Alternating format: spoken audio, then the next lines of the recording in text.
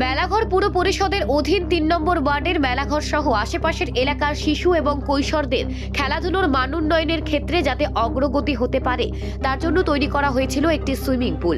কিন্তু দীর্ঘদিন যাবৎ এই সুইমিং পুলটি পরিচর্যার অভাবে একেবারেই বন্ধ হয়ে যায়, নষ্ট হয়ে যায় সুইমিং পুল এবং তার আশপাশের বিভিন্ন আবাসনগুলি, যার ফলে বহু বছর যাবৎ মেলাঘর এলাকায় সুইমিং পুল প্রশিক্ষণ নেওয়া বন্ধ ছিল শিশু এবং কৈশোরদের।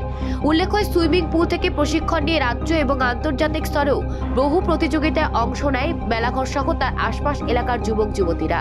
কিছুদিন পূর্বে এই সুইমিং পুলটিকে সারাই করার জন্য একটি টেন্ডার বের হয়, যাতে করে আবার পুনরায় চালু করা যেতে পারে সুইমিং পুলের প্রশিক্ষণ দেওয়া। যথারীতি টেন্ডার পায় আগরতলা নিবাসী সুনীল দাস। ৫৭,১৯,০০০ টাকা বরাদ্দ হয় কাজের জন্য এবং এই কাজটি করছেন মেলাঘরেরই এক যুবক গৌতম দত্ত। সুইমিং পুল মেরামতের কাজ চলছিল কাজের গতিতে, কিন্তু হঠাৎই কুঞ্জর পড়ে কিছু স্বার্থান্বেষীদের। কন্ট্রাক্টরের কাছে দাবি করা হয় মোটা অঙ্কের, কিন্তু কন্ট্রাক্টর তা দিতে অস্বীকার করলে কাজে বাধা দেয় কিছু দুষ্কৃতীরা। তা নিয়ে একটি মামলা রয়েছে মেলাঘর থানায়। গতকাল হঠাৎ কিছু স্থানীয় মানুষ দুর্নীতির অভিযোগ এনে কাজ বন্ধ করে দেয় এবং ফেসবুক যুগে সামাজিক মাধ্যমে ছড়িয়ে দেওয়া হয় যে কাজের গুণগত মান ভালো হচ্ছে না। তারই পরিপ্রেক্ষিতে আজ মেলাঘর পিডব্লিউডির ইঞ্জিনিয়ার সহ বিভিন্ন আধিকারিকরা ওই সুইমিং পুলের কাজ পরিদর্শনে যান। পরিদর্শন শেষে মেলাঘর পুর পরিষদের এক্সিকিউটিভ অফিসারের কাছে একটি রিপোর্ট পেশ করেন। এক সাক্ষাৎকারে মেলাঘর পুর পরিষদের এক্সিকিউটিভ অফিসার বলেন যে অভিযোগ তোলা হয়েছিল তা একেবারেই ঠিক নয়, উল্টো ওয়ার্ক অর্ডারের বাইরেও কন্ট্রাক্টররা বিভিন্ন কাজ করেছে এবং কাজের কোনো ধরনের ত্রুটি নেই। তবে এই সমস্ত গোষ্ঠীবাজি এবং আর্থিক লাভালাভের কারণেই যে সার্বিক উন্নয়ন থেকে বঞ্চিত থাকে বিভিন্ন এলাকা, তা হয়তো আর বলার অপেক্ষা রাখে না। Bureau report, Tripura news 8।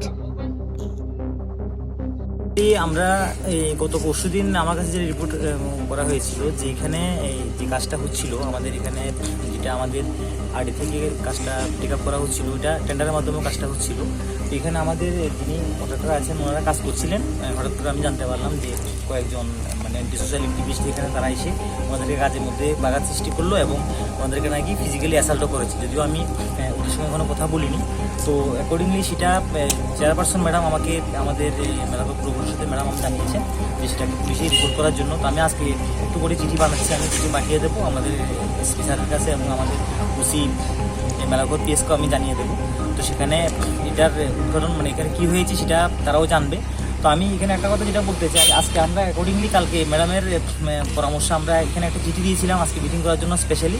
ওই মিটিংয়ে আমরা আমাদের মাননীয় মহোদয় আরডি ছিলেন, সিনিয়র ইঞ্জিনিয়ার ছিলেন 2 জন, আমাদের ওয়ার্ডের মাননীয় কাউন্সিলর ছিলেন, মাননীয় ভাইস চেয়ারম্যান স্যার ম্যাডামরা ছিলেন।